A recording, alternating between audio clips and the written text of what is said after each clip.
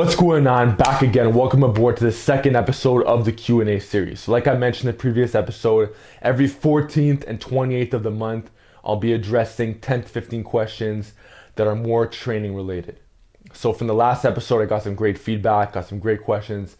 I have some great questions in today's episode as well. If you want your questions to be in the next episode, feel free to post them down below. And without further ado, we're just going to jump into these questions. So MB wants to know, what are your thoughts on belt squats for hypertrophy? So the belt squat's a great exercise from a hypertrophy standpoint because of the fact that it decompresses the spine. So it's a great recovery tool. It doesn't beat you up too much. So you could really not abuse, but you could up the frequency and the volume for this lift because it's not that taxing or draining on the CNS. So you can recover very well from it. This could be a great way to add more volume to the squatting you're already doing. So let's say, for example, you do something like a safety bar squat as your main lift. For some assistance work, you have something like a front squat. Then you have like some single leg work. You could end off your lower body session with obviously some hamstring stuff, but with some belt squats as well for high reps. And when I mean high reps, when I'm talking about sets of 10, you could do something like 5 sets of 20 on these. Really hammer the volume, and it's just a great exercise overall. There's nothing much to really say about it. Most gyms don't have a belt squat apparatus, but you could make them yourself. I made a do-it-yourself alternatives for the belt squat. You could check one out here. You could check one out here. There's many different ways that you could just do it yourself at home, or even if you're in a local gym, a commercial gym, there's landmine stations you could set up. You could put on a dip belt, whatever the case is, and you can get the job done. But I like these for high reps, for a lot of volume, and you could even do them twice a week for more frequency. If, for example, using like a dip belt and you have weights attached and you want to get more or less weight because, for example, let's say your loading pin only takes a certain amount of plates, you could do, for example, 5-second eccentrics. You could add more of the tempo element into the belt squats. You could do, for example, 5-second eccentric, 1 to 3 second pauses, and then you just come up. That way you don't need as much weight to get the benefits of the lift. So Remedo would like to know, can you hit your genetic limit with body weight training for the upper body and weights for the lower body? I'm gonna personally say no. So before a lot of these calisthenics guys hop on the channel and start disagreeing with what I'm saying, as far as the upper body is concerned, there's certain functions to the upper body. And body weight training, unfortunately speaking, does not fulfill a lot of these functions with a noticeable amount of weight. Let's take the upper traps, for example. You want what's called scapular elevation. It's hard to do shrugs in the bodyweight world. You can do shrugs off a dip bar, but it's not the same as doing, say, like a snatch grip shrug with heavy weights. It's just really hard to replicate that. That's why certain people in the bodyweight community may not have the biggest traps. They have very wide backs, but they don't have the thickest backs. And before anybody says, oh, well, these guys do calisthenics and they have thick backs, that doesn't mean that their backs wouldn't get thicker if they were doing weight training. So as far as the upper traps are concerned, I don't see it happening. As far as the side delts, it's hard to really isolate your side delts as well as you could with body weight training. As far as the chest is concerned, I think you can, as far as like, weighted dips, weighted push-up variations. As far as the shoulders, I know I said in my last episode that you'd be better off doing some seated presses or some standing presses if you have the shoulder flexion, if you have the adequate amount of shoulder flexion to do it. But I'm pretty sure you could reach pretty far as your shoulder genetic limit is concerned with handstand push-ups. Like if someone's doing, for example, a handstand push-up with 50 to 100 pounds of weight vest, and let's say they weigh 200 pounds, their shoulders will be pretty developed by then. And then maybe some seated presses will do some stuff, but most of the gains will be built off that. So chest will be good, shoulders will be good. The lats, obviously, with weighted pull-ups, all the variations. You could do wide grip, close grip, neutral, work up to some one-arm variations. And there's like the front levers and all these kind of exercises that hit the lats. So I think your lats will be fine. But as far as the upper back's concerned, as far as the spinal erectors, it's really hard to develop like some thick spinal erectors without some heavy deadlifting variations. And that's hard to do if you're only doing body weight training.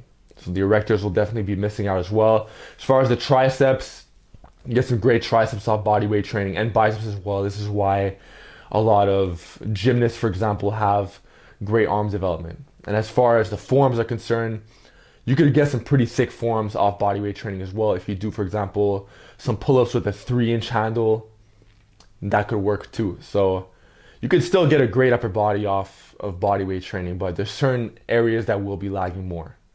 So Chibs wants to know, do you think high rep push-ups, 50 to 100 a day, this is every single day, as GPP, on top of regular workouts will increase your pushing strength muscles, or will it be a waste of time? So in other words, he's asking, will doing that many push-ups every single day just be like junk volume?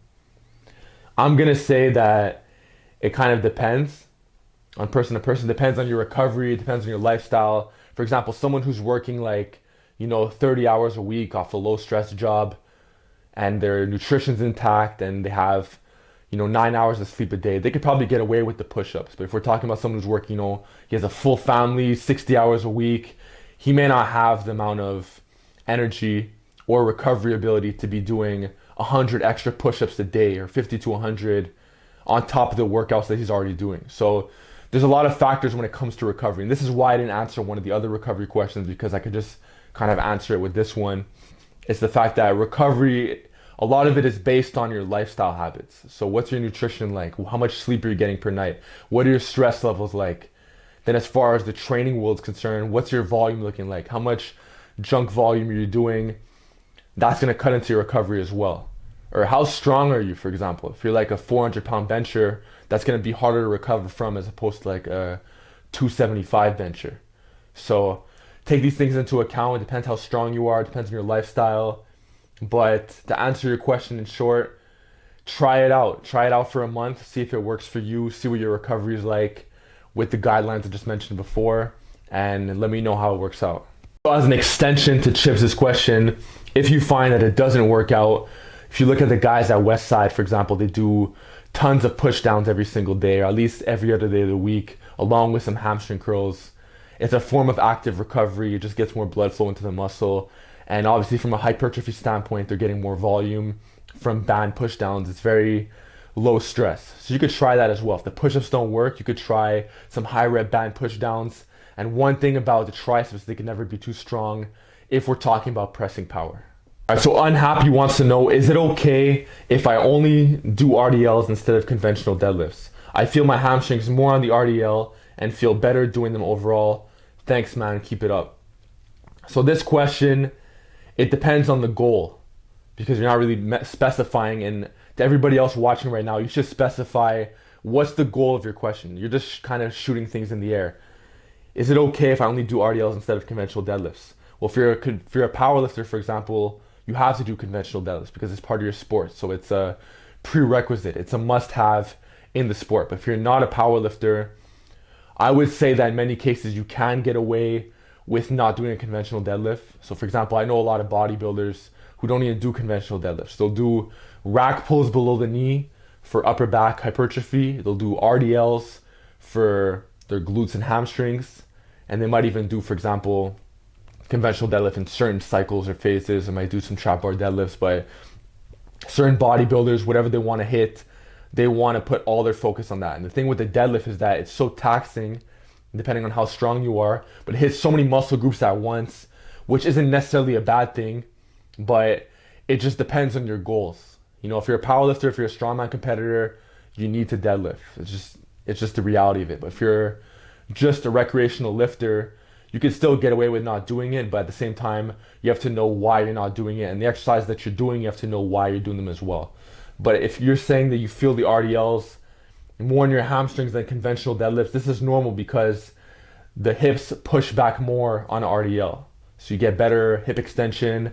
There's a better stretch in the hamstring when you're doing RDL. And also the bar's not touching the ground. So you're really maximizing the weighted stretch. So just to conclude this question, I feel my hamstrings more in the RDL, feel better doing them overall. Stick with the RDL then. It really depends on your goal, like I just mentioned. So try to specify next time what the goal is, and I'll be able to give you guys a better answer. So Joshua Kennedy wants to know, Phil, you seem like you're doing way better mentally than a few years ago. What's your take on mental health? Keep pumping these videos out, man. So that's for sure a good observation on your part, because I have been doing a lot better mentally than a few years ago, that's for sure. As far as what's my take on mental health, I'm not a mental health coach, but as far as my personal experiences are concerned, I have a target. I have a vision. I know exactly where I want to go, and anything getting in the way of this will have an impact on my mental health. So that's why I try to put myself in a position where my surroundings are on point, where things with friends, family, personal life, um, who I follow on social media, the music I listen to, it's kind of like an eclipse. Everything has to be timed properly. Everything has to be well organized, and I need structure for things to work out properly. I need to be sleeping a lot. I know I mentioned in the last Q&A I don't sleep as much as I could, but I'm constantly tweaking up my lifestyle so that I could sleep more, so that it will have an impact on my mental health. So when it comes to mental health, it's a pretty loaded question, even though it's a very short sentence. How do you improve your mental health? There's a lot of categories and subcategories that go into this, that go into improving your mental health. But it's definitely about your environment. So, family, friends, if you're in a relationship, whatever the case is, there's a lot of things that are going to impact it. So you want to make sure that day in and day out, you're just tweaking certain variables and you're trying to find a way to balance everything out properly so that way you feel better, you're hitting goals, you're hitting deadlines, and you're just going to feel a lot better from a mental health standpoint. So Adrian Molina wants to know best overhead press variation to increase strength from bottom of chest to mid forehead area. I don't think there's necessarily one universal best variation, but some ideas I could share with you would be dead stop variations. And dead stop, what's good about these is that there's no stretch reflex. So it's all delts, it's all triceps, it's all like upper pecs that are moving the weight. There's no stretch reflex, you're not bouncing it off your belly. It's very strict strength, and very strict strength that's specific to the question that you're asking me, but it's not the only way either. Another great way would be pause repetitions for 1 to 3 seconds at the bottom of the rep, which would be around, clavicle level, maybe around chin level for certain people. But dead stop reps and pause reps will definitely help you in the part of the lift that you're talking about, which is actually a lot of people's weak area. You rarely ever see people past the forehead and then they can't lock it out. A lot of the times they tend to fail in this mid-range area that you're talking about. So I hope that helps. Okay, so Nero Caesar wants to know, hey brother, can I be in the bear mode and also do cardio too? And by cardio, I mean be able to run 2 miles and then do your silverback program, do badass compound lifts minutes after the run. Loaded question, I know. Sorry. So what you're basically asking me is if you're able to do a lot of cardio, more in particular 2-mile runs, and then run my program. The thing is, these are kind of contradictory goals. The goal of the silverback program is to get as thick and wide as possible by developing your back, shoulders, and triceps. So you can still do your cardio, but you have to get more specific with your goals. That's what I was talking about earlier about asking the questions, is that some of these questions, the goal is not too specific in the questions. And you really want to start specifying what the goal is, because these goals kind of seem like you want to be a marathon runner, but you also want to look like a strongman competitor. And also, why would you run 2 miles before running a program? You could do that, but as far as like performance is concerned and like hitting the best numbers possible, I would recommend doing the cardio after, which is actually how I do it in the program where we do conditioning. But the thing is, it's conditioning that's geared more towards building the muscle groups you want to build, which is the back, shoulders, and triceps. This is a lot of like sandbag carries, Zercher carries, farmer's walks, one-arm farmer walk for the oblique QL, things of that nature. So my question to you is, what's your real goal, or what's a goal that's more of a priority to you? Is it more about doing the runs, the 2-mile run first? Do you want to be a better runner, or do you want to pack on more muscle? Obviously, you could still do both, but one has to take a little bit more priority if you're going to be running 2 miles to the gym. So as far as, let's say, for example, if building muscle is a little bit more important, then I would recommend you run the program, and then maybe you could, run back home, do your 2-mile run after the routine. Or as far as the conditioning is concerned in the program, you could maybe lower the volume a bit on that, since you're already going to be doing the 2-mile run. So as opposed to doing like 5 sets farmer walks, you could maybe do 1 or 2 top end, and then you could just do your 2-mile run afterwards. But if, for example, if the mile runs are more important, then yeah, I guess you could do them before. I don't think it's going to hinder your recovery too much either, especially if you have great work capacity. So at the end of the day, it's not the end of the world, but it's just important to be more specific with the goals, but it could definitely be done for sure, granted you have really good work capacity. So Tom S wants to know, can you power shrug and snatch grip high pull in the same session? I feel high pulls in my upper back and shrugs in my traps. So when I get questions like this, I think for sure, if your program is really tailored for you and you have a lot of variability and you're addressing weaknesses, you could definitely pair two lifts that you like together. I'm not talking about supersets, but you could have them in the same session. It's kind of like when people say, oh, can I squat and deadlift in the same session? Yes, both lifts are draining, but you could still do both in the same session, especially if your programming is on point. So to answer your question, you definitely can. As far as the order is concerned, I'll throw this in. I would personally do the high pulls first, just because it's a bigger range of motion. I like doing those for lower reps when I was doing them. And as far as the shrugs, you would do them afterwards for higher reps. And one thing I've realized about shrugs before I make a video on it, I like doing snatch grip shrugs for 5 sets of 20. That way you get 100 total reps. And I like the higher reps for shrugs. I've tried sets of shrugs for 10 reps in the past, but the range of motion is so small. So whenever I have a lift that has a small range of motion, let's say for example, if you're doing a wrist curl, I don't personally do it, but if you were to do one, or when I do calf raises for my feet and my ankles and all that kind of stuff, which is a whole other topic altogether, I do higher reps. But when it comes to traps, when you're doing shrugs, I like higher repetitions because the range of motion is small and you just get a better pump. It's just easier to get more volume in with 20 rep shrugs as opposed to 10. Kim Garcia wants to know, Salut Phil, j'espère que tu vas bien. I'm on an upper-lower split. If Monday I train back on upper day and Tuesday I do snatch grip RDLs on the lower day and other tips you gave increase back, will it carry over or affect my recovery? I personally don't think it's going to affect your recovery. And the reason why is because RDLs are mostly a hamstring exercise. You're just doing the snatch grip to add more back emphasis to it, but that's not necessarily going to hinder your recovery either. It might just make your back a little bit more sore in the upper back. But the thing with the upper back is that I could handle a crap ton of volume. So there's nothing necessarily wrong with that. But at the same time, you have to look at the rest of your programming. But I personally do that all the time. I'll have, for example, right now, I'm doing my upper body day. And yesterday I hit my lower body day. And I had, for example, some trap bar deadlifts, had some safety bar squats. Then I had some semi-snatch grip RDLs with the 4-second eccentric. And then I had obviously the single leg work and that kind of stuff. And I feel great. So it's but it depends on your goal. Like I mentioned in that back video, if you're trying to get the biggest back possible, then yeah, definitely you are going to benefit from having some quote unquote back work sprinkled into your lower body work. So you guys can watch that video if you guys want. I'm talking about front squats, Zercher squats, snatch grip RDLs, trap bar deadlifts. These are exercises that are actually going to improve your back growth while simultaneously hitting your legs hard. So that's a nice little way to create more volume into your training if you're trying to get the biggest back possible. So Harpreet Singh wants to know, I'm struggling to improve my deadlift to 4 plates. Still considered a novice lifter. Any advice on improving deadlift over time? So hands down, the first priority should be, how's your technique looking? And you also didn't specify what your deadlift is right now. So for example, are you like a 3-plate puller, 3.5 plates?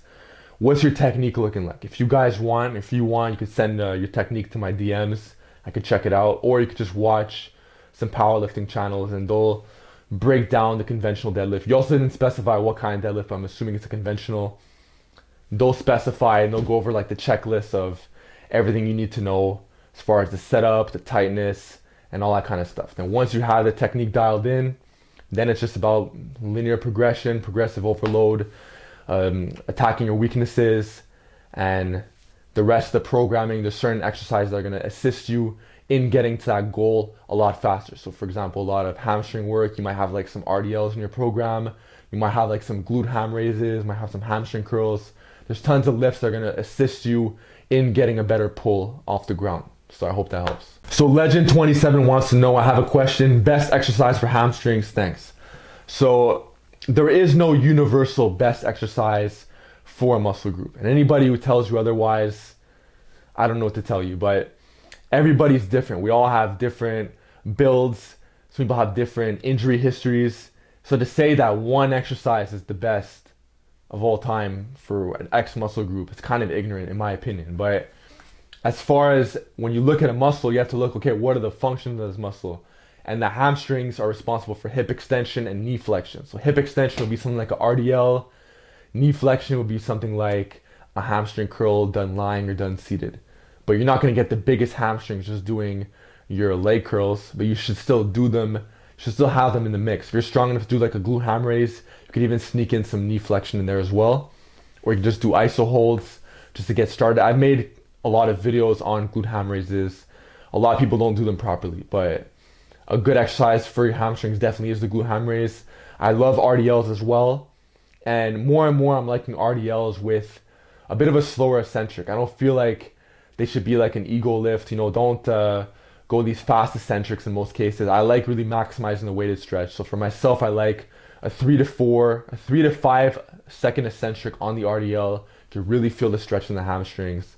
And you can even make that a main posterior chain lift like a lot of bodybuilders do. They'll make the RDL, their main hamstring exercises. A lot of bodybuilders don't even pull off the ground. That's a different topic altogether. But if you want to get the biggest hamstrings possible, RDLs, good mornings are great as well. Glute ham raises if you're strong enough to do them. If not, you could use bands to make them band assisted. You could have like glute ham sliders. You could even check out my hamstring video. My favorite hamstring exercise is right here. And that's about it. There's a lot of options for hamstrings, but just know that whenever you want to target a certain muscle, look a bit at the anatomy. Look at like the functions. What's this muscle responsible for? What are the insertions? Like attack it from different angles. Don't just do one exercise for a muscle group. You need to hit it from different angles, hit it with different functions, and this is especially true if we're talking about back training. And on a side note, I will be making some anatomy style videos where I'm talking about the different parts of muscle groups and how you want to attack it from different angles. What's this muscle group responsible for from an anatomical standpoint? So Ahmed Anemi wants to know, have you ever been injured in the past and how do you train around it? So to answer the first question, I had an ACL surgery in around 2017 and this is from a basketball game. And the second question is, how do you train around it? I'm personally not very fond of this question. I don't really like it because if I get injured, for example, whether it's inside or outside the gym, I'm not thinking to myself, how do I train around this? What I'm thinking is, okay, could I hire a certain coach who really knows what he's talking about, who's very credible in this area, who's going to give me a certain protocol, or maybe I'll know it myself, who will give you a protocol or a procedure to help me get past this injury so I could come back a lot stronger, so I could prevent it from happening again, as opposed to just training around it. And obviously, if I do take this protocol, there are chances that I still will be quote unquote training around it. If you have a lower body injury, you can still train around it with upper body work, but you still want to get to the root cause of why it happened. You don't want it to happen again, and you want to take the necessary steps to address certain weaknesses. So it's kind of like if you're driving a car, for example, and it just stops on the side of the road, there's problems with it, and you want to get to your destination, but your car is broken. You're not sure what's wrong with it,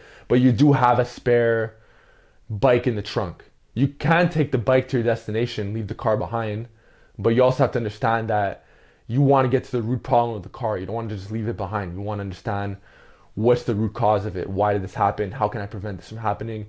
Again, it's very similar with the body. You don't want to just train around injuries and kind of just hope for the best. In certain cases, though, the body can heal itself depending on what happened to it. But in other cases, it's not necessarily the case. In other cases, there's going to be a lot of things you're going to have to address. And sometimes it's not the most fun to do, but at the same time, it's very interesting. It challenges your brain. There's a lot of research that has to be done on who to consult, or if you're going to do it all by yourself, there's a lot of information you have to gather, and it's just all part of the journey. So that's basically my take on it. That's why I personally don't like to just train around injuries. I like to get to the root cause of what's going on. And as far as my personal things that are happening with my body, I'll address it in later videos. But that pretty much wraps up the Q&A. That's part 2. And let me know in the comment section below what your questions are for the next episode. Every month, the 14th and the 28th, I'll be doing one of these. And 2 of these. And that's just about it. So I had a lot of fun answering these questions. Hope you guys have a good rest of the week. Haven't been posting too much because I'm working on some personal projects behind the scenes, but expect some more content soon, and see you guys soon.